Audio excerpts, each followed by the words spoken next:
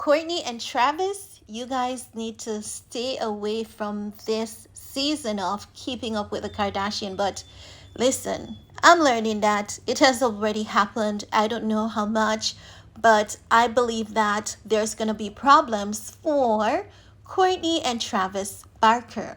Now, I want you guys to hear me out, and we're going to talk about Scott signing a big contract with Kris Jenner, okay? Now, Scott has signed a big contract with Kris Jenner based on my understanding for his return to Keeping Up with the Kardashian. Scott had personality, funny. He says it like he sees it, whether it's factual or not. He says it, based on his opinion. And the show was missing that spark. Now, if Scott Disick refuses to play the villain that they were painting him as in the last few seasons, it means that now that Scott is reinforcing that he will no longer play that villain, I believe they are going to try to set up Scott and Travis Barker against each other. We may see a fight over Kourtney. Kourtney may have a meltdown, and Kourtney may spill some stuff that she didn't want to talk about, that they know that she may talk about, like not wanting to be a part of the family anymore, why she has been keeping her distance, and the list goes on. But no matter how you put this season of Keeping Up with the Kardashian, right, where we're going to see Scott Disick, Travis Barker, Kourtney, the girls spilling their stories, it's going to be really horrible, really toxic, because there is a lot of desperation be poured into this, and they are not planning carefully.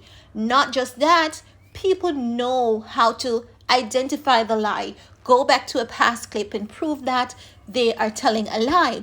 And they are so accustomed to telling lies that they just don't know how to break out of it as yet. So we're going to see a lot of lies coming out. They will be called out for a lot of their lies.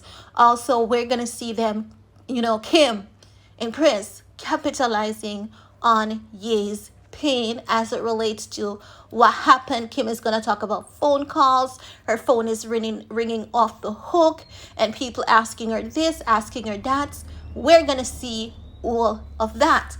Now, to get into the article, it was a few days ago, but I've been, refraining from talking about some stuff, right?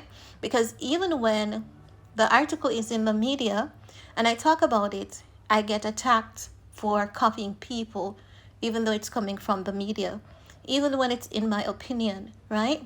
And those behaviors are extremely toxic, right? Have I learned anything else from anyone in the streets of YouTube? Yes. But copying someone is not my forte, okay? But I decided that let me go ahead and do this video because it has been resting on me, because I believe that my intuition is often good, and it's often on point.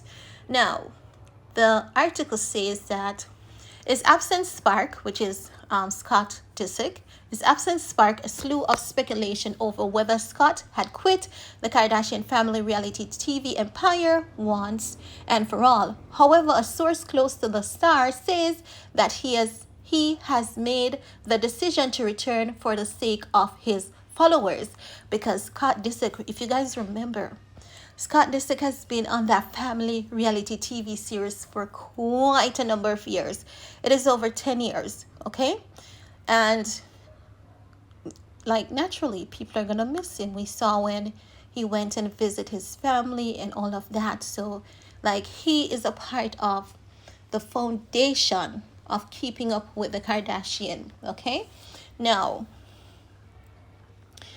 it says that he felt that he owed it to his fans and knew that they wanted to see him back on the show again, at least for one more season. After signing a lucrative deal to return under the guidance of family matriarch Kris Jenner, Scott decided to jump back on the board for the third installment. Scott is in a very good place right now, and he is a devoted father to his children with Kourtney. Scott, no, let's break there for a bit. And I don't think I'm going to get into any of this. No, I also believe that the family in the last episode that Scott appeared in, based on what I've seen, they started treating Scott like he wasn't family. Then when Kris Jenner was asked about it, she said Scott will always be family.